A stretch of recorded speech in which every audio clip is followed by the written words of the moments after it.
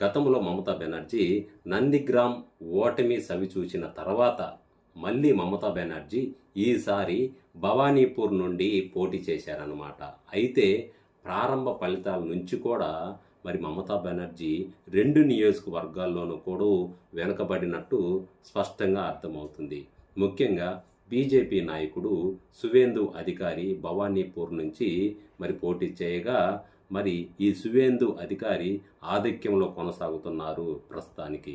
అయితే ఇక్కడ బీజేపీ మాత్రం పశ్చిమ బెంగాల్లో 84 స్థానాలు మరి స్పష్టంగా విజయం వైపు దూసుకెళ్తుంటే, మరి తృణమూల్ కాంగ్రెస్ మాత్రం 73 స్థానాల లోపే ఆధిక్యంలో ఉందన్నమాట. అయితే అక్కడ కాంగ్రెస్ మాత్రం 2 స్థానాలకే పటిష్టంగా ఉంది. మరి లెఫ్ట్ పార్టీలు 1 స్థానం. మొట్టమొదటిసారిగా పశ్చిమ బెంగాల్లో బీజేపీ కార్యాలయాల వద్ద మరి సంబరాలు మొదలయ్యాయన్నమాట.